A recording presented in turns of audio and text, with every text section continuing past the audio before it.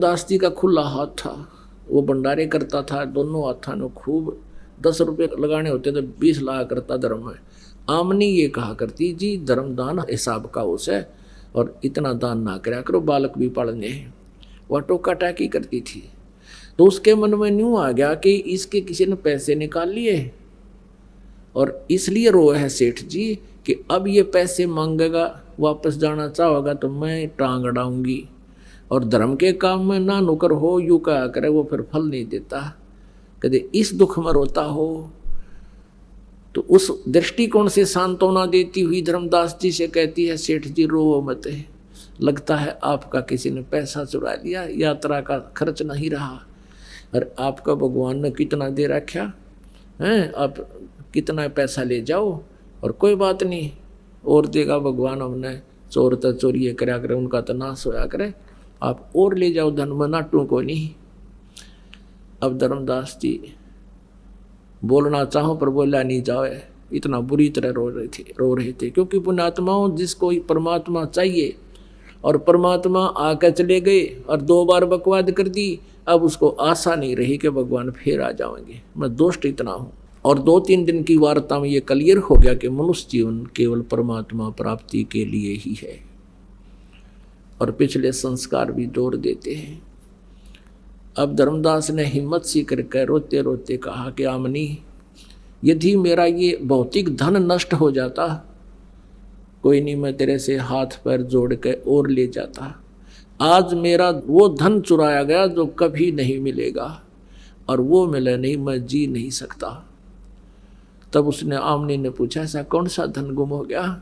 धर्मदास जी ने फिर रोते रोते सारी कथा सुनाती। भगवान थे, मैंने ऐसे ऐसे अपने उस गलत ज्ञान के आधार से परमात्मा के साथ चीटिंग कर दी, सारा ज्ञान सही आत्मा मानने पर मन नहीं मान्या,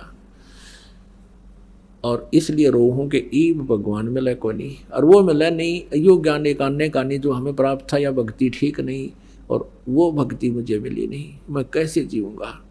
अब आमनी देवी बुद्धिमान थी, कहने लगी तू बिजनेसमैन होकर, लाला जी होकर सौदा चूक गया।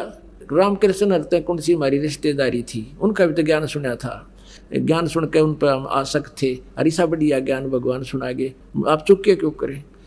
तब धर्मदास जी कहता है कि जिंदगी में पहली बार घाटे का सौदा हुआ मैंने, आज तक मैं सौदा नहीं चूका था, इसलिए रो रहा हूँ कि मैं चूक गया, और ये सौदा ये घाटा पूर्ति मेरी हो को ना, मैं जी नहीं सकता। आमनी भी रोने लगी कि भगत का बुरा हाल हो गया। ऐसे 6 महीने बीत गए। धर्मदास जी जरा सा आहार खावे मुश्किल से, और यूँ देखे जैसे बेलनी श्री राम के दर्शनार्थ टकटकी लगाए बैठी रहा करती थी। सब काम काज छोड़ दिया, बैठ जाता अपने मकान के बाहर, सबके चबूतरे हुआ करते, वहाँ बैठा करते छाया में, वहाँ बैठ जाता और यूँ देखता, कोई भी साधु संत दिखाई देता, नंगे पैरों जाता दौड़ा दौड़ा, और यूँ देखता ना वो तो नहीं है। फिर कोई पता चला कि वहाँ कोई जंगल में संत आए हुए हैं, बड़े अच्छे पहुँचे हुए हैं। धर्मदास जी वहाँ गया, वहाँ राम रमी करी, नमस्कार करी, बैठ गया। अब ये तो उनको मालूम था कि रूप बदल कर भी आते हैं भगवान। उनसे चर्चा करता, जी ब्रह्मा विष्णु महेश के माता पिता कौन है, वो ये चेक करने के लिए कि जब भगवान होगा तो वही बात बोलेगा, नकली होगा तो फिर उसकी बोली से पता लग जाएगा। अब वो सामने वाला कहने लगा ये तो अजर अमर है, सर्वेश्वर है, महेश्वर है। जान गया धर्मदास है ये तो कौन ठीक है, उठ के आ गया। अब ये वो भगवान को ना, ये तो एंड बैंड बोल रहे हैं। अब इस प्रकार उसने 6 महीने बिता दिए। अब 6 महीने जब बीत गए, उसकी परमात्मा ने प्रेरणा की उसकी पत्नी में। आमनी ने कहा भगत जी आपकी तो बुरा हाल हो गया, और आप मर गए तो मैं भी मरूंगी, आप इस तरह रहे, अब ज़्यादा समय नहीं आपका। अब ये तो बताओ कि भी भगवान ने कुछ और भी तो कहा होगा, अभी किस तरह मिलेंगे, कोई बातों में कोई बात चली हो। तो याद आया धर्मदास को कि भगवान नु कहते हैं जा जन की महिमा सुनो ताम गवन करन थे, वो तो नगर अमाने हैं जा मेरे प्यारे संत। जैसे ऋग्वेद मंडल नंबर 9 सूक्त नंबर 86 के और मंत्र नंबर 26-27 में कहा है कि वो परमात्मा तीसरे धाम में रहता है, वहाँ से चल कर आता है और भगत की आध्यात्मिक यज्ञों में वो बिजली जैसी गति से गतिशील पदार्थ की तरह चलकर छिन्न में पहुंच जाता है। अर्थात जहाँ धार्मिक भंडारे होते हैं वहाँ परमात्मा गुप्त रूप में अवश्य विद्यमान रहते हैं, चाहे किसी भगत रूप में हो। न तो यू काड़ आग ला दे कि तो उन्हें ना दे। तो पुण्यात्मा परमात्मा चाहते थे कि इस कलयुग की तीसरी पीढ़ी तक परमात्मा में आस्था बनी रहे और ये भगवान को चाहते रहें, क्योंकि अब ये समय है परमात्मा के पाने और मोक्ष कराने का। यहाँ तक इस भक्ति को खींच कर लाना था मालिक ने। तो धर्मदास कहने लगा, भगवान कहते भाई कि तो धर्म भंडारे होते हैं वहाँ वो अवश्य जाता हूँ मैं सब जगह और ज्ञान सुनाता हूँ वहाँ सबको। उसकी पत्नी कहने लगी, आपका ओला बोला धन पड़ा, निरा धन, आपका कितने पैसे हैं, आप भंडारा करते हो सकता भगवान आ जाओ। उसने कहा 1 दिन का, धर्मदास ने 3 दिन का रख दिया और सब जगह साधु संतों के पास संदेशा भिजवा दिया। अब भंडारा शुरू हो गया। पहले दिन सब भोजन खा कर चले गए साधु संत भगत, पर धर्मदास देख रहा है कि मालिक तो नहीं आए। दूसरे दिन भी चला, वो भी सब खा कर चले गए, भगवान नहीं आया। तीसरे दिन भी देखा परमात्मा नहीं है। आफ्टरनून होगी, भंडारा चल रहा है, कुछ भगत शेष रहते हैं संत भोजन खाना। तब धर्मदास ने अंतःकरण से सोच लिया परमात्मा आए नहीं। हे भगवान, अगर आज आपने दर्शन नहीं दिए, आगे आपके दास का जीवन नहीं, आत्महत्या करूंगा। अब मैं जी नहीं सकता दाता, जीव की सांस में वो भक्ति मैं कर नहीं सकता जो पहले कराया करता, एक आने की नहीं और मिली नहीं, वो मिली नहीं जो यथार्थ है। अंत आत्मा से रोया, कति मन में ठान ली कि एक बार मैं विदा कर दूँ और मैं आत्महत्या करूँगा। वो तो अंतर्यामी है, इतनी देर थोड़ी लगाते हैं। कहते हैं वही जंदे का बदन शरीरम, बैठे कदम वृक्ष के तीरम। ओए होए, थोड़ी सी देर में क्या देखा, 100 फुट की दूरी पर एक कदम का पेड़ था, उसके नीचे वही जिंदा महात्मा के रूप में परमात्मा विराजमान है। धर्मदास की ऐसी दृष्टि गई और नंगे पैरा भाग लिया। अन्यों देखा कहाँ वही है, शरणा में पड़ गए, नो सीने का लगा दिया। अन्यों कहे भगवान इनका छोड़ कर ना जाइयो, बुरी तरह चपट गए परमात्मा के। भगवान बोले धर्मदास इन फारिग कर दे सारे ने, इन नकलिया न जान दे, ना बीच में मैं कथा शुरू करूँगा ये इतने पे चला देंगे, ऐसा नहीं झूठ बोले। इनको सबको विदा कर, फिर मैं बताऊंगा यथार्थ कथा। उनको सबको विदा किया, परमात्मा को लेकर घर में गए। अपनी पत्नी से कहता है आमनी आजा, मेरा आज धन पा गया, वो खुआ हुआ धन मुझे मिल गया। एक पैर धर्मदास जी ने, एक आमनी जी ने पकड़ दिए भगवान के, दोनों बैठ कर रोने लगे। आमनी जी कहने लगी भगवान आपका बच्चा तो बहुत भी नर्म हृदय का, नर्म आत्मा का व्यक्ति है और आपने इसको 6 महीने तक दुखी कराया। ये तो मैं इसको सांत्वना देती रही, ना तो यूँ मर जाता। भगवान आपने ऐसा नहीं करना चाहिए था। परमात्मा बोले आमनी देवी बेटी, ये अज्ञान आधार से घना निकम्मा हो गया था। जैसे लोहे को गर्म करके फुल गर्म कर लिया जाए, फिर उस पर चोट मारे तो वो ठीक जो यंत्र बनाना चाहता है, जो औजार बनाना चाहता है, इंस्ट्रूमेंट, वो बन जाता है। और लोहा जब तक गर्म ना हो उस पर बेशक चोट मारो असर ना होता। तो बेटी यू 6 महीना में इसका लोहा गर्म हो गया। अब मैंने इसको ताव दिया है, अब इसको ताव दिया है, अब मैं जो कहूँगा सारी मानेगा। ना तो वकील हो रहा था काल का, बेटी मैं इसके साथ था, मरण थोड़ा दूंगा मैं इसको। कहते हैं गुरु कुमार शिष कुंभ है ये, गड़गड़ काटे खूट, अंदर हाथ सहारा दे के ऊपर मारे चोट। जैसे कच्चा घड़ा कुम्हार का होता है, कहते परमात्मा ऐसे कुम्हार की तरह है और तुम कच्चे मिट्टी के घड़े हो। पहले नीचे एक हाथ दे देता है कुम्हार, एक कपड़ा सा बांध के, और नीचे हाथ देकर ऊपर नो कर पट पट पट, और जब नीचे हाथ ना और नो कर दे तार पार हो जा पट पट। तो परमात्मा कहते हैं अगर मैं पहले तुम्हारे हाथ हटा लेता हूँ नीचे और फिर तुम्हें थोड़ा बहुत कष्ट पीड़ा इसलिए देता हूँ कि तुम्हारा यू बाकापन ठीक हो जा, तुम्हारे अंदर से दोष दूर हो जाए। जैसे कुम्हार उस घड़े को सही सुचारू ना बनावे और उसमें जरा सा भी टेढ़ापन हो जाए, एक आने का ना बिकता वो। तो परमात्मा कहते हैं इसलिए आपको थोड़ा बहुत कष्ट भी इस मार्ग में रहे तो गॉड गिवन समझना। परमात्मा कहते हैं, आप बताते हैं कि सुख के माथे पत्थर पड़ो, ना मर दे तो जा, बलिहारी उस दुख के जो पल पल नाम रटावे। परमात्मा कहते हैं कि हे भगवान, ये डिमांड किया करो मालिक से, हे प्रभु ऐसा सुख भी ना देना जिसे तेरी भूल पड़ जावे। आग लगो इसे सुख का जिसे भगवान का नाम भूल पड़ जावे। ये परमात्मा बलिहारी उस दुख के जो पल पल नाम रटावे। ऐसा कष्ट बेशक देते रहना भगवान, तेरी याद बनी रहे। फिर धर्मदास जी को और आमनी जी को परमात्मा ने पुनः सृष्टि रचना सुनाई, दोनों ने उपदेश लिया।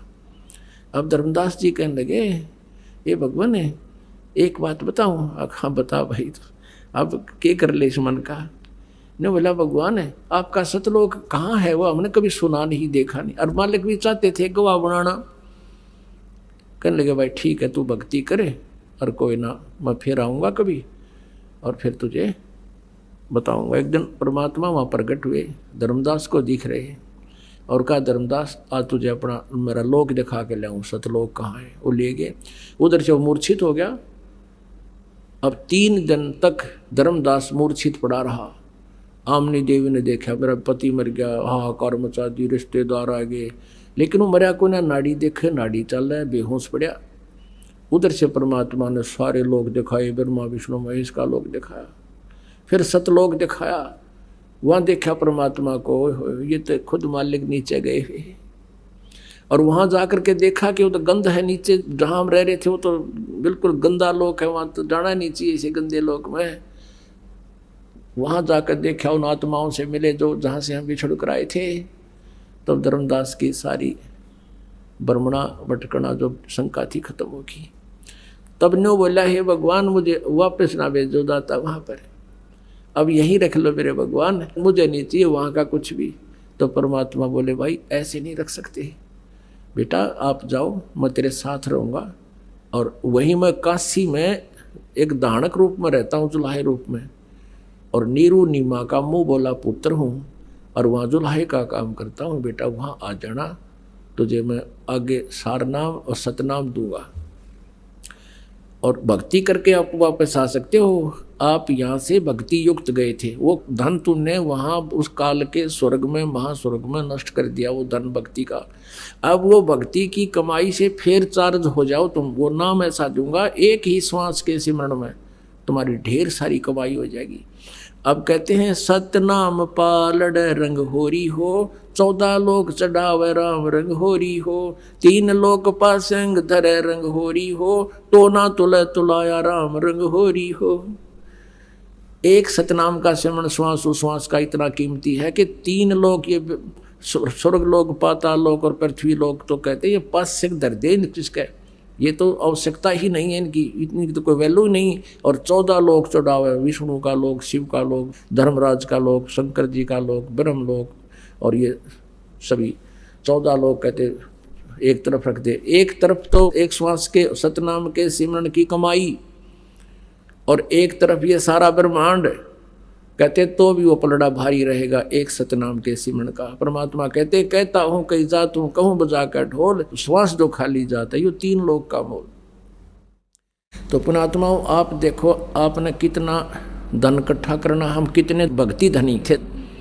मेरे हंसा भाई हंस रूप था जब तू आया, मेरे हंसा भाई हंस रूप था जब तू आया, अपना स्वरूप भूल में भूला तू ताते जीव कहाया। मेरे हंसा भाई जब तू सतलोक से आया तो भक्ति से परिपूर्ण था, अब तू कंगाल हो लिया, अब उतना ही साहूकार बन ताकि तू वहाँ सथा स्थान पा सके। गीता जी अध्याय नंबर 8 के श्लोक नंबर 5 और 7 में गीता ज्ञानदाता कहता मेरी भक्ति करेगा तो मुझे प्राप्त होगा, और उस परमात्मा परम अक्षर ब्रह्म की भक्ति करेगा तो तत्वदर्शी संत से उस 3 नाम का मंत्र लेकर साधना कर, उस भक्ति के शक्ति के बल से, यानी उस भक्ति की कमाई से तू उस परमात्मा के पास जागा।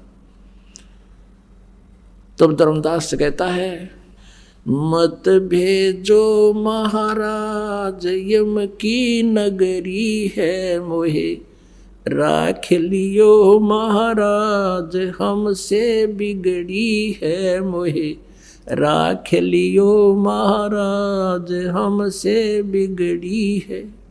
वहां जाकर पता लग गया हमने क्या जुल्म किया था, हम कैसे वहां नरक में गिरे, कैसे काल के जाल में फंसे हैं। हमने अपने भगवान को भूला और उसको चाहा।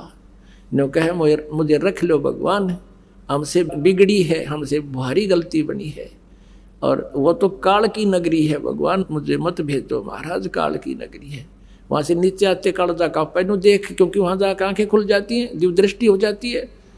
फिर भी परमात्मा बोले बेटा तू चाह, मैं तेरे साथ रहूँगा, फिर तू आना काशी में, वहाँ तुझे मैं मिलूँगा। फिर क्या हुआ, 3 दिन तक तो बेहोश पड़ा रहा, हाहाकार मच रही, और फिर एकदम सचेत हो गया और उठते ने बोले भगवान कहाँ गया, परमात्मा कहाँ गए। तब उसने सारी कथा बताई। अब सौपन भी कोई ना, क्योंकि सारे रोन लाग रहे बैठे बैठे। फिर धर्मदास बोला भगवान आए हुए हैं, बनारस जाऊंगा भगवान को पाऊंगा। तो वहाँ काशी में गए, भगवान को देखा और खुशी का ठिकाना नहीं रहा। बोलो सतगुरुदेव। परम पिता परमात्मा पूर्ण ब्रह्म, सारी सृष्टि के रचनहार कुल मालिक कबीर देव जी, कबीर साहब, ये हम सब आत्माओं के जनक हैं, हम सब के पिता हैं। हम यहाँ काल के जाल में फंसे हुए हैं, हमें अपने मूल ठिकाने का ज्ञान नहीं।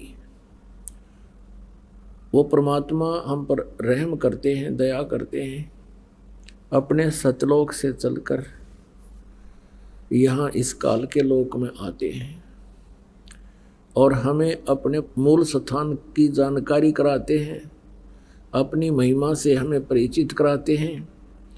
उसी उपलक्ष्य में ये 5 दिवसीय समागम या आश्रम बरवाला में चल रहा है। वो पुण्यात्मा हैं जो इस सत्संग के अंदर पहुंच पाए हैं या इनको ये सत्संग सुनने को उपलब्ध हो रहा है।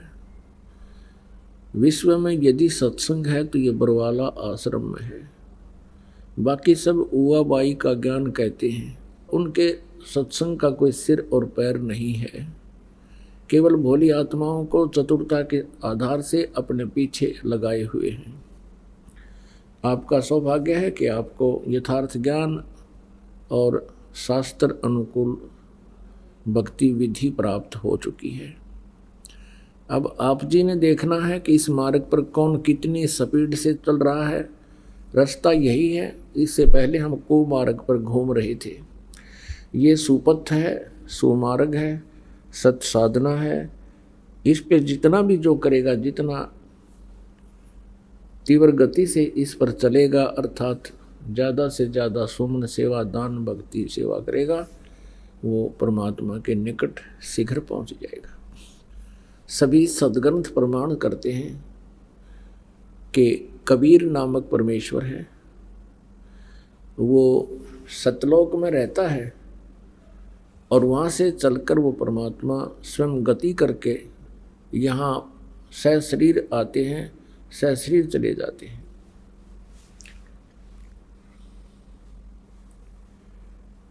पुण्यात्मा, पवित्र चारों वेद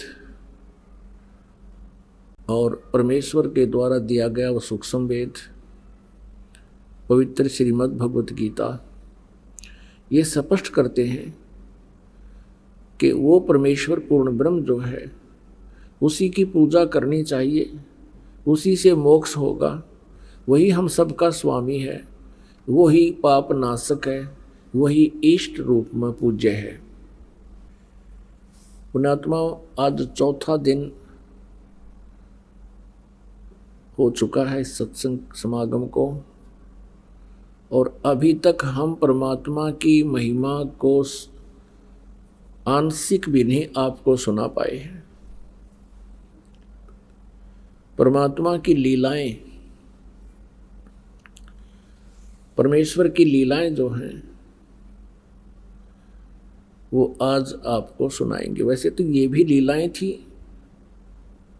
लेकिन कलयुग के अंदर परमात्मा ने और अन्य कौन कौन सी लीलाएं की जो भगवान किया करता है। पुण्यात्माओं, हमने श्री राम, श्री कृष्ण जी, श्री विष्णु जी, श्री राम कहो, श्री विष्णु जी कहो, चाहे श्री कृष्ण जी कहो,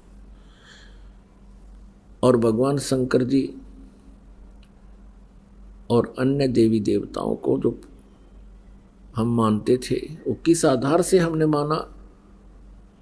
लोक वेद के आधार से और कुछ उनकी लीलाओं के आधार से। जैसे परमात्मा की तुलना सदग्रंथों से की जाती है, सदग्रंथों से ही उसकी जानकारी होती है, और तुलनात्मक तरीके से जब इन भगवानों को हम इनकी तुलना करेंगे आपस में, तो तब निर्णय होगा। जैसे हम सुनते थे कि भगवान श्री कृष्ण जी ने सुदामा जी के 2 मुट्ठी बुने हुए चावल खाकर एक सुंदर महल बना दिया और उसको धन दे दिया, उसका गुजारा उस जीवन का खूब हो गया। पुण्यात्माओं, ये देखने की बात है कि जैसे सुदामा जी ब्राह्मण थे और अति दारिद्र थे, निर्धन थे कतई, और भगवान श्री कृष्ण जी और सुदामा जी एक ही पाठशाला में पढ़ा करते। बड़े होकर के श्री कृष्ण जी तो द्वारका में राजा बन गए, सुदामा जी अपना गरीबी हालत में ही अपना गुजारा कर रहे थे। ऐसी स्थिति होने लगी कि कई बार तो बच्चे भूखे सो जाते थे। सुदामा की पत्नी बहुत बार कहती थी कि आप अपने बताते हो कि मेरे मित्र हैं भगवान श्री कृष्ण और वो द्वारका के राजा हैं, आप उनसे कुछ धन मांग लो। सुदामा जी कहा करते थे, ब्राह्मण का काम मांगना नहीं है। यही सदग्रंथ बताते हैं, जो मांगे सो बढ़ुआ कहिए, दर दर फिरे अज्ञानी, और जोगी जोग संपूर्ण जिसका, जो मांगना पीवे पानी। नट पेरना कंदर सासी मांगत हैं बठियारे, और जिनकी लो लागे सतगुरु में वो तो मोती देवें उदारे।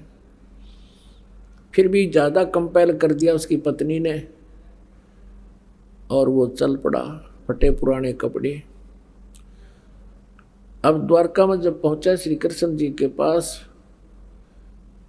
श्री कृष्ण जी ने कहा, क्योंकि जैसे जाते थे रिश्तेदारों को जाते, कोई तो बर्फी ले जा, कोई लड्डू ले जाता है, पहले कसार भून के ले जाया करते थे, और कुछ व्यवस्था ठीक होने उसकी पत्नी ने चावल भून के दे दिए थोड़े से। अब श्री कृष्ण जी ने कहा, भी कुछ हमारे लिए लाए हो? उसने वाला कोली पोटली के देखा। भगवान श्री कृष्ण ने देख लिया और वो आहार किया।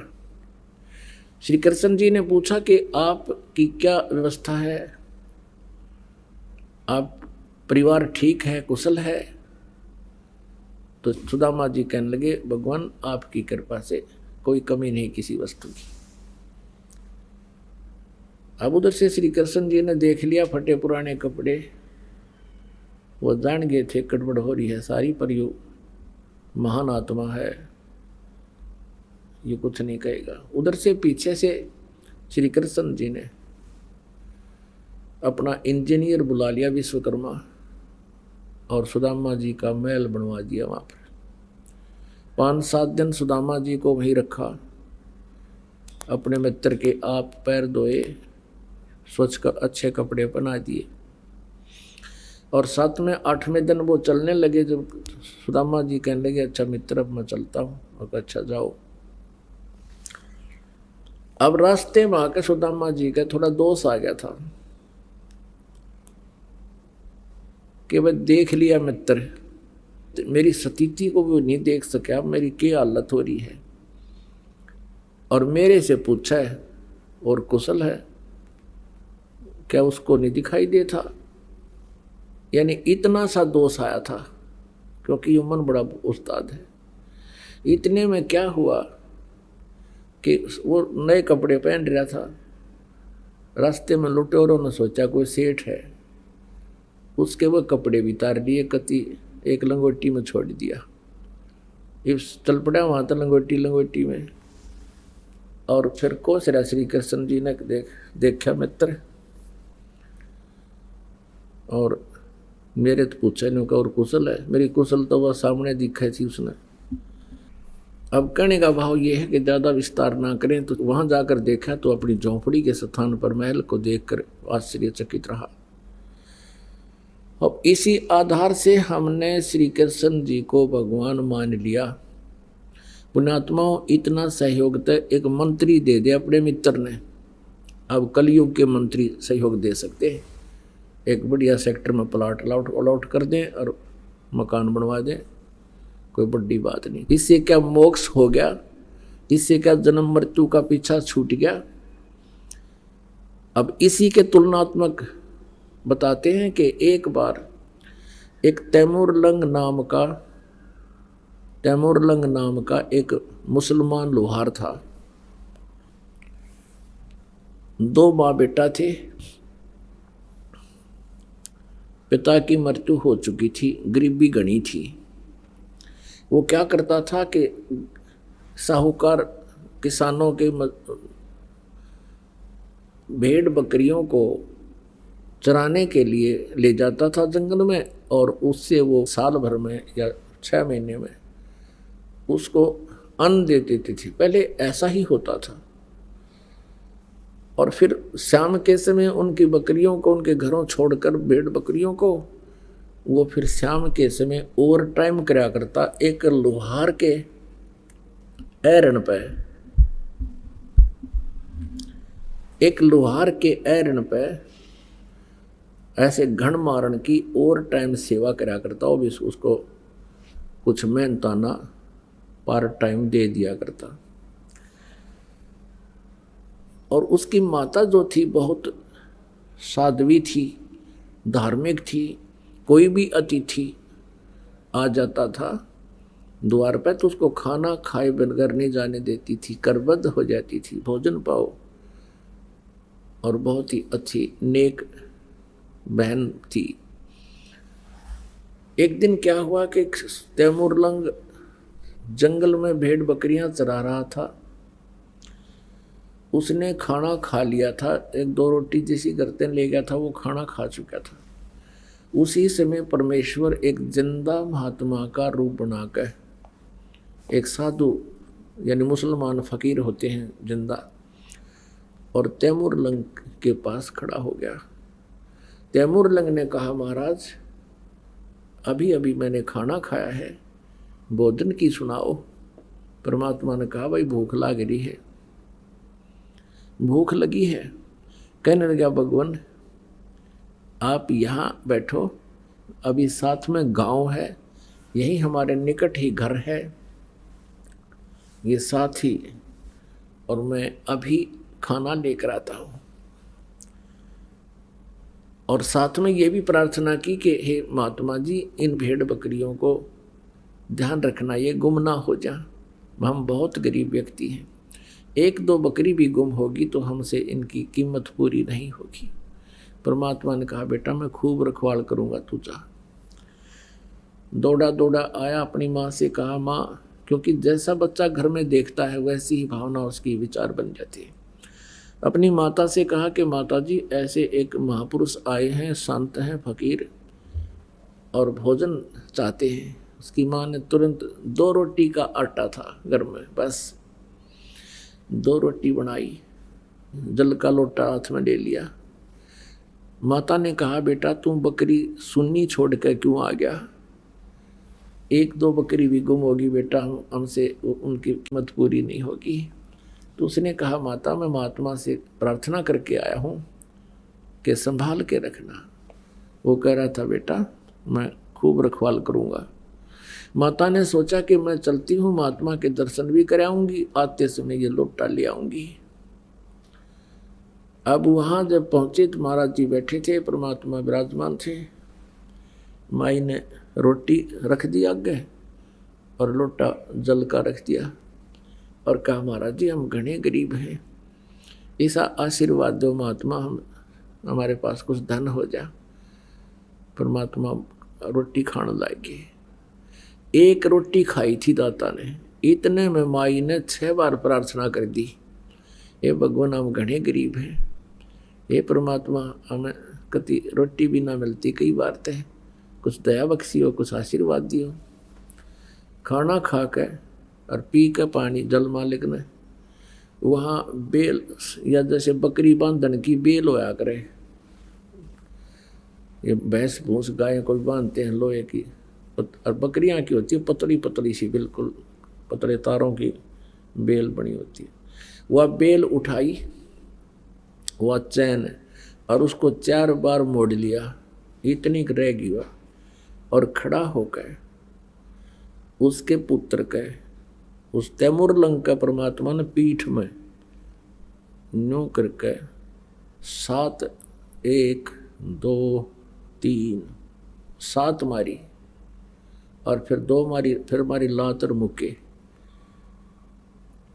माई ने सोचा यू महाराज जी तो नाराज हो गया, दी खैर क्या यू मेंटल है, बता बे मतलब मेरे बेटे ने पीटने लाग गया।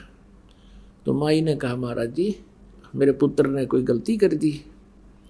परमात्मा ने कहा माई तेरे पुत्र को 7 पीढ़ी का राज दे दिया है, तुम्हारे को 7 पीढ़ी का राज बख्श दिया है, ये 7 जो संगल मारी है और फिर लात और मुक्के मारे हैं, उसके बाद तुम्हारा राज्य टुकड़ों में बट जाएगा। पुणात्माओं, तैमूर लंका पोता था बाबर, और उससे लेकर के औरंगजेब तक 7 पीढ़ी ने दिल्ली का राज कराया, और औरंगजेब के बाद फिर ये इनका राज्य छोटे छोटे टुकड़ों में विभाजित हो गया था। ये तो इतिहास साक्षी है। अपने आत्माओं क्या हुआ, अम्माई ने सोचा ये तो सचमुच कोई वैसे ही कोई पागल सा आदमी है, ये ऐसी बात कह रहा है, तेरी 7 पीढ़ी का राज दे दिया, समय पर टूक नहीं, कोई बात नहीं, शांत होकर आ गई अपने घर पे हमने।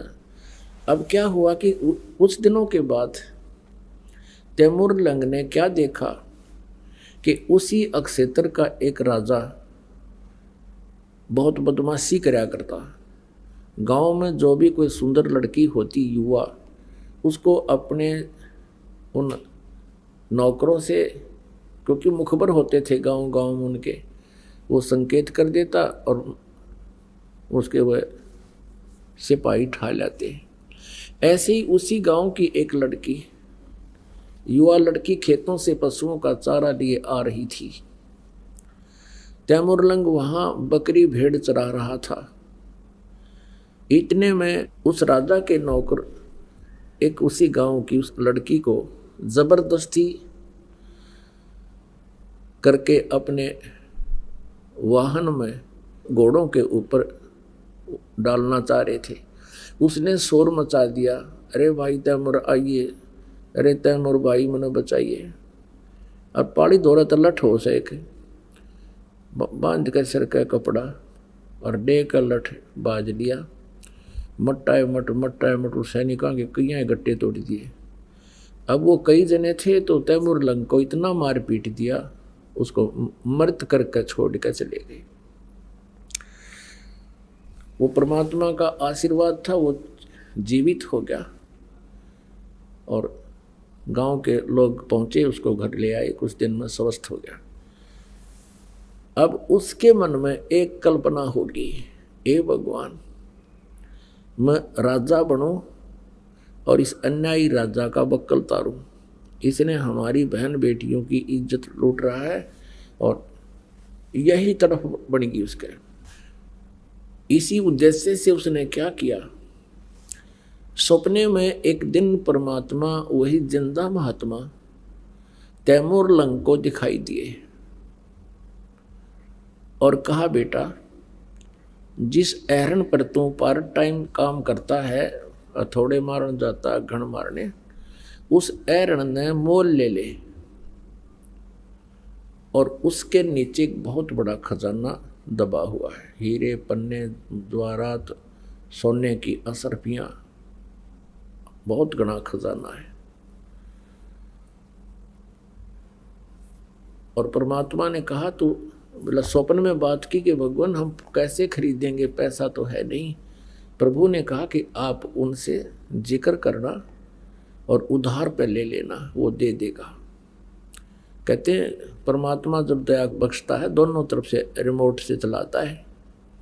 सुबह उठा, अपनी माँ से वो स्वप्न बताया कि माता जी ऐसे ऐसे वही महाराज दिखाई दिए थे और ये कह रहे थे कि तू उस एरन मोल ले ले। अब उसी रात्रि में उसकी माता जी को भी परमात्मा ऐसे दिखे। उसकी माँ ने भी कहा बेटा मुझे भी स्वप्न थोड़ा थोड़ा याद है, आज भगवान वही संत वो फकीर दिखाई दिए, पर बेटा मैंने वो समझ नहीं सकी, मेरा याद को ना उन्होंने के बात कही थी। तैमूरलंग ने कहा माँ मेरे सारी बात याद रहेगी। तो कहने लगी बेटा हमने कौन देगा वो एरन, एरन का स्थान था को 20, 30, 50 गज, तो हमें कैसे देगा, हमारे पास पैसा नहीं। तो तैमूरलंग ने कहा कि माता जी महात्मा जी कह रहे थे तो एक बार चर्चा शुरू करना। माता जी कहने लगी बेटा देख ले चर्चा करके उधार पे। उधर से परमात्मा ने उस एरन वाले लोहार के मन में एक विशेष प्रेरणा कर दी कि ये स्थान थोड़ा है और बाहर उसका प्लाट था थोड़ी सी दूरी पे, वो कुछ बड़ा था कि यहाँ अब भीड़ बढ़ने लगी, इसको कोई इस स्थान को मोल ले ले तो मैं उधार भी दे दूँ, चाहे 1 साल में दे दे हमारे पैसे। अब उसने तैमूरलंग ने जाकर उस लोहार से प्रार्थना की और सब चर्चा की। वो लोहार कहने लगा भाई इस एरन समेत दे दूंगा तेरे को। अब तैमूरलंग ने यही प्रार्थना की थी, यदि आप एरन समेत मुझे दे दो तो मैं भी अपना गुजारा कर लूँ। तो वो कहने लगा मैं एरन समेत दे दूंगा, क्योंकि वो एरन पुराना हो गया था, उसने नए लेने की सोच ली। ये सब मालिक की मेहर होती है, जब परमात्मा काम बनाता है वो दोनों तरफ रोल करता है। तो उसने कहा भी तुम कितने दिन में पैसे दे दोगे, उसने कहा भी 1 वर्ष में दे देंगे। तैमूरलंग कहने लगा 1 वर्ष में आपके सारे पैसे दे दूंगा। तो एरन वाले ने कहा कि यदि 1 वर्ष में नहीं दोगे तो क्या होगा। आप पे कहने लगा कि मैं ये एरन वापस ले लूंगा सारा स्थान समेत। तैमूरलंग ने कहा लिखवा ले बेशक मेरे से, वचन हो गए, ठीक है। उसने 1-2 दिन में वो स्थान खाली कर दिया और परमात्मा ने फिर स्वप्न में उसको दिया कि तू एकदम इस पैसे को व्यय मत करना, किसी को खबर ना लगने देना, धीरे धीरे इसका प्रयोग करना। तो मालिक के संकेत अनुसार उसने पहले उसके चारों तरफ एक मिट्टी की ऊंची सी दीवार बनाई, खोद कर देखा तो वहाँ सचमुच बहुत ज़्यादा असरफी सोना काफ़ी सामान था। अब उसका फिर वह बात याद आ गई है भगवान में राजा हो बनो और ऐसे निकम्मे राजाओं को मैं फिर सीधा करूं। अब उसने क्या किया, पहले भेड़ बकरियां लाया मोल थोड़ी सी 20-30, फिर उनको बेच दिया, फिर 50-60 लिया, फिर उनको बेच दिया, फिर ले आया, फिर और बेच दिया। अब आम व्यक्ति ने सोचा भाई इसका तो भगवान ने हाथ पकड़ दिया और व्यापार में घना वृद्धि होगी। तो धीरे धीरे उसने ऐसा दिखा कि मुझे बिजनेस से बहुत लाभ हो गया। उधर से उसने क्या किया, अपने नगर के और आसपास के गांव के युवाओं से कहा कि भी ऐसे ऐसे हमारी बहन बेटियों के साथ बेइज्जती की जाती है और हमारे लिए शर्म की बात है, और मैं चाहता हूं कि मैं राजा बनूं, तुम मेरे सैनिक बनो, और मुझे व्यापार में बहुत धन हाथ लग गया है, तुम्हें प्रति महीना 1 रुपया तनख्वाह दिया करूँगा। आज के तय 50,000 हैं, उस समय के 1 रुपया। तो युवा बच्चों ने स्वीकृति दे दी और कहा ये बात गुप्त रखना। लोहार था एक कारीगर, जंगल में एरन डाल लिया, आप पर तलवार बनावे, आप पर डाल बनावे, और हजारों की संख्या में बच्चे तैयार कर लिए, उन्हें तलवार चलाना सिखा दिया और घोड़े खरीद लिए। एक दिन उस राजा को सुबह सुबह जाके और चारों तरफ से उसका किला घेर लिया और आवाज़ लगा दी कि या तो समर्पण कर दे, सरेंडर कर दे, नहीं तो बाहर आ जा, युद्ध कर ले। अब उस राजा ने चारों तरफ से शोर देखा, हाहाकार मचा हुआ देखा, अल्लाह हो रहा। अपने मंत्रियों से कहा, मंत्रियों देखो ये क्या हो गया। मंत्रियों ने बताया कि राजा ना जाने कितनी सेना है, कोई अंत नहीं। परमात्मा ने इतनी सेना दिखा दी, 1000 आदमियों के, और इसे दिखा दी दोनों 20,000 आ रहे हैं चारों तरफ। अब लीला मालिक की कौन समझे। और मंत्रियों ने कहा कि राजन सरेंडर करने में ही हित है। तो उसने अपने झंडे झुका दिए जैसे उनके सैंपल थे और हाथ ऊपर न करके सारे बाहर आ गए। उनको अरेस्ट कर लिया, उनकी सेना को काबू कर लिया, उनके हथियार काबू कर लिए, यानी उस पर कब्जा कर लिया। परमात्मा ने उस तैमूर लंग और उसकी माँ को फिर एक दिन बीच में आके कहा था, बेटा भक्ति करो तुम। तो उनको प्रथम मंत्र दिया था। उस दिन के बाद तो उसने भक्ति की, फिर वो बकवाद्या में बढ़ गया। भक्ति तो दी छोड़, बाकी राजपाट में उसका ज़्यादा रुचि होगी। तो तैमूर लंग ने फिर दूसरे राजा पर चढ़ाई की, यानी युद्ध कर दिया, उसको भी विजयी कर लिया। फिर और दूसरों को संदेश भेज दिया कि भी मेरे पास इतनी सेना है, या तो युद्ध करो या सरेंडर करो। उस नालायक ने यहाँ तक कि दिल्ली पर भी आके अपना कब्जा कर लिया और दिल्ली के शासन पर, दिल्ली के सिंहासन पर अपना एक नौकर छोड़ दिया, अपना एक दास गुलाम राजा छोड़ दिया और उसको कहा कि मुझे सालाना इतना टैक्स तू देगा। उस कुछ दिनों के बाद फिर उसका पोता बाबर यहाँ का दिल्ली का बादशाह बना। उसके बाद औरंगजेब तक 7 पीढ़ी ने राज किया। फिर क्या हुआ कि ये राज्य पाकर भूल गया भगवान परमात्मा, उसको फिर शिकार में मिले और शिकार में उसके साथ ऐसी घटना की कि उसका घोड़ा बहुत दूर चला गया, प्यासा मर गया, कहीं पानी नहीं, जान निकलने को होगी।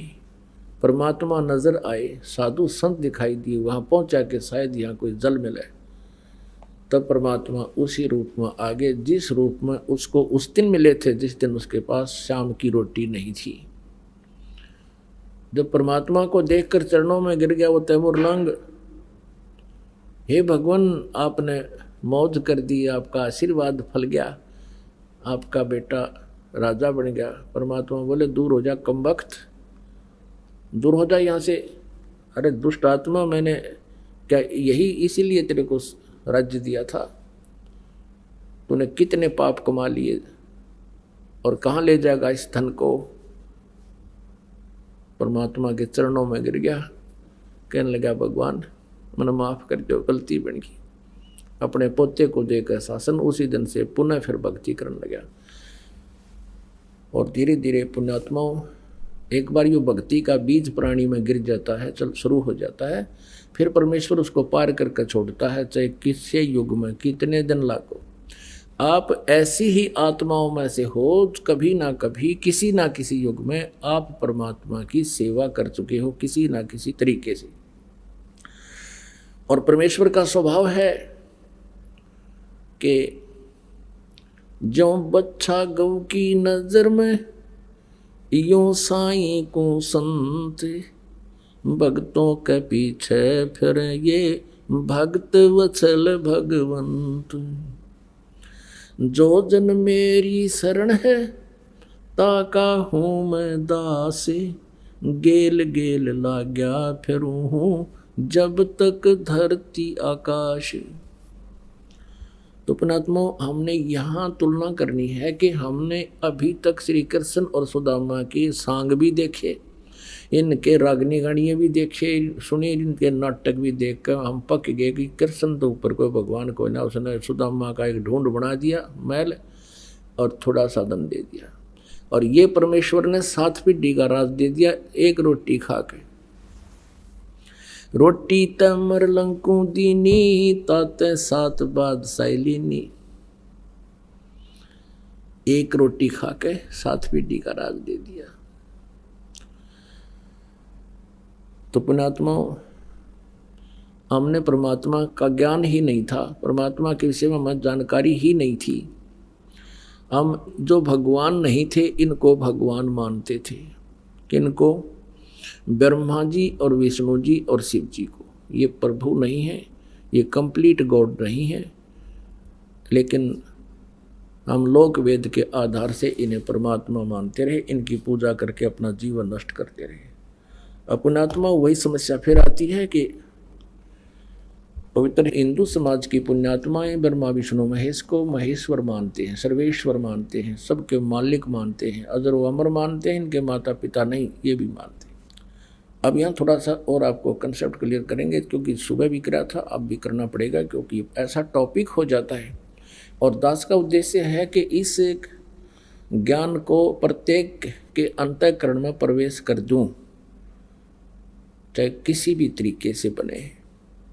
तो ये कह देना कि ब्रह्मा विष्णु ये भगवान नहीं हैं और हम इनकी पूजा करते थे, यदि इतना ही कह के छोड़ दिया और कोई पुण्यात्मा इस प्रकरण को कहीं सीडी या कहीं टीवी चैनल पर सुन रहा हो तो वो वहीं पर टीवी बंद कर देगा। लेकिन अब ये प्रमाण दास दिखाएगा तो वो टीवी बंद नहीं करेगा, 1-2 को और भी बुला लेगा। आ जाओ, सत्संग आज सुनने को मिला मुझे। आपको सुबह भी दिखाया था, अब फिर दिखाते हैं कि ये ब्रह्मा और विष्णु को ये ज्योति निरंजन काल ब्रह्म ये कहता है कि तुम अपने आप को भगवान कहते हो, तुम भगवान नहीं हो, तुम ईश नहीं हो, तुम मालिक नहीं हो। ओए होए, ये दास नहीं कह रहा, अपनी पवित्र शिवपुराण कह रही है, जिनको हम भगवान की महिमा युक्त शास्त्र मानते रहे हैं और मान भी रहे हैं। एक बार क्या होता है कि ब्रह्मा और विष्णु जी में इस बात पर झगड़ा हो गया। ब्रह्मा जी कहते हैं कि विष्णु, मैं सारी सृष्टि रचने वाला हूँ और तू मेरा पुत्र है और तू मेरा सत्कार कर, मैं तेरे द्वार पर तेरे घर आया हूँ। विष्णु जी कहता है कि मैं तेरा बाप हूँ और तू मेरी नाभि कमल से उत्पन्न हुआ है, तू मुझे कैसे तू बेटा कहता है। इस बात पर दोनों का झगड़ा हो गया। तो ये काल जो है ब्रह्म, ये शिव रूप धारण करके ये सबके समक्ष नहीं आता, ये गुप्त रहता है और अपने कर्म और जन्म को अलौकिक बताता है। वो इस तरह अलौकिक हैं इसके जन्म, ये कर्म, कि ये स्वयं सीधे अपने स्वरूप में किसी को दर्शन नहीं देता, इसने प्रतिज्ञा कर रखी है।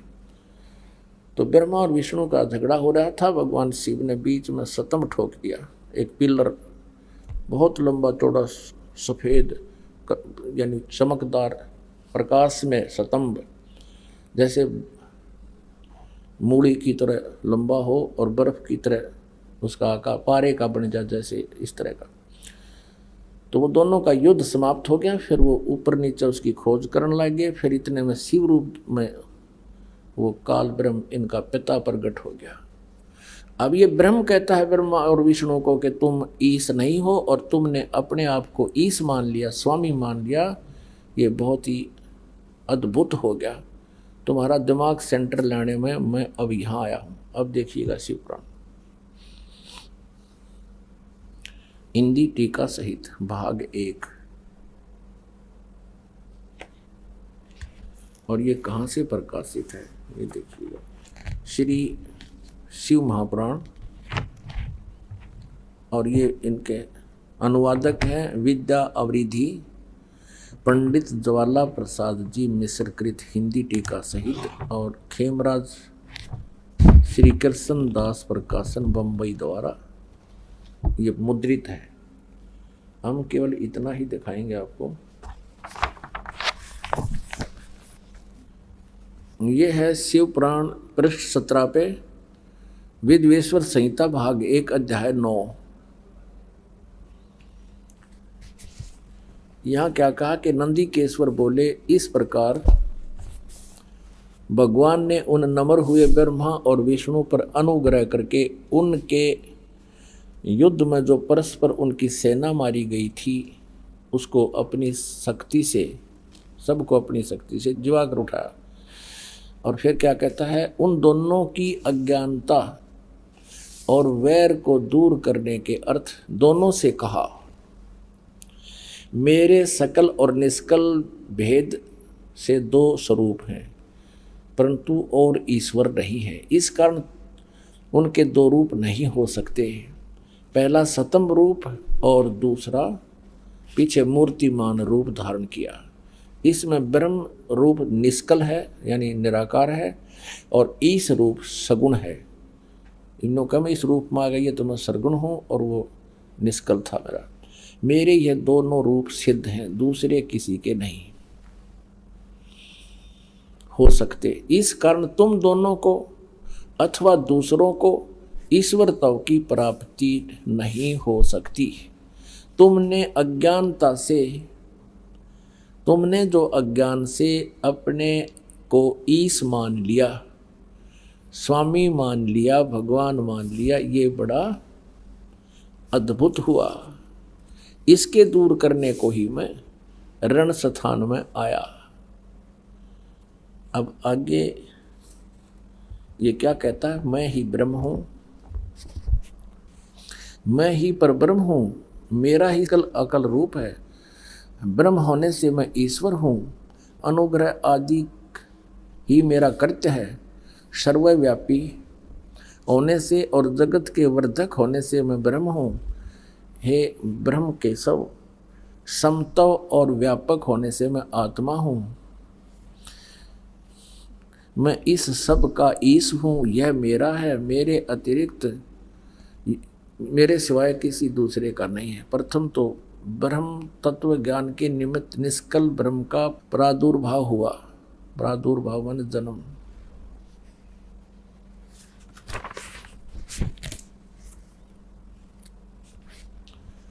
अब ये एक 18 पृष्ठ आपको दिखाते हैं, यहां देखिएगा। हे पुत्रो, ये इनका पिता है काल। हे पुत्रो, यह कृत आपने तप से प्राप्त किया है। कौन कौन सा? जो कि सृष्टि और उत्पत्ति है। सृष्टि ब्रह्मा का और पालन विष्णु जी को। कहती है दोनों कृत पुत्रों मैंने तुम्हें दिया है और मैंने प्रसन्न होकर तुम्हें दिया है। इसी प्रकार दूसरे दो कृत रुद्र और महेश को प्रदान किए। इसे सिद्ध हो गया कि ब्रह्मा और विष्णु, ब्रह्मा विष्णु रुद्र और महेश से अलग है ये पुराण ज्ञानदाता, ये काल है। स्पष्ट कहा कि मैं ब्रह्म हूं। अब परमेश्वर कहा करते थे धर्मदास जी को कि समुद्र पाट लंका गयो, सीता को भरतारे, अगस्त ऋषि ने ये सातों पी लिए, इनमें कौन करतारे।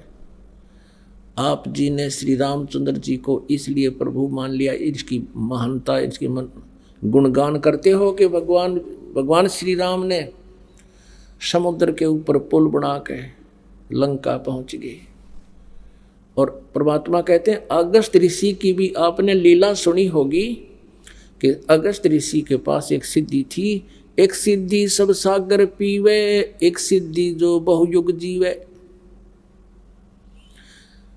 तो एक सिद्धि प्राप्त की अगस्त ऋषि ने पूरे जीवन में डले डोके, और उसमें किसी बात पर एक दिन सातों समुद्रों को एक घूंट में पी लिया, सब खाली हो गए। फिर प्रार्थना करने पर देवता आ गए, ऋषि आ गए, सारे इकट्ठे हो गए और फिर कुरला कर दिया, सातों मर गए। अब परमात्मा कहते हैं तुम तो श्री रामचंद्र जी को इसी आधार से भगवान मान रहे हो कि उसने पुल बना दिया, समुद्र के ऊपर का रास्ता ले लिया, और अगस्त ऋषि ने ये सारे पी लिए, इनमें कौन सा भगवान। काटे बंधन विपत में, कठिन कियो संग्राम, चिन्नो रे नर प्राणिया, ये गरुड़ बड़ो के राम। आपकी कथाएं हैं कि एक बार श्री रामचंद्र जी तथा पूरी सेना लंका में जब युद्ध कर रहे थे तो एक नागफास एक शस्त्र छोड़ दिया, उसमें सिद्धियों से लड़ाई होती थी। एक वचन से इसी के पास वो नागफास एक मंत्र था, यंत्र था, उसने मंत्र बोल दिया, उससे इतने नाग उत्पन्न हो गए कि सभी सेनाओं को, प्रत्येक सैनिक को, यानी वहाँ लड़ने वाले विरोधी सेना को, श्री राम वाली सेना को सर्पों ने बस कर दिया। ऐसे खड़े से सबको लपेट लिया, उनको ऐसा जकड़ दिया नीचे से लेकर ऊपर तक, हाथ और पैर कत्ती सबको जैसे ईंख बांध दिया करें, नो खड़े कर दिया। और श्री रामचंद्र जी भी बांध दिया, लक्ष्मण भी बांध दिया, हनुमान जैसे भी सारे नो जकड़ दिए, अंगद के से भी बांध के खड़े कर दिए। तब कहते हैं गरुड़ को याद किया गया। गरुड़ पक्षी आया और उसने उन नागों को काट दिया, खा लिया, यानी उनको काट दिया, मार दिया। वह तब सारी सेना इंक्लूडिंग श्री रामचंद्र जी वो बंधन रहित हुए।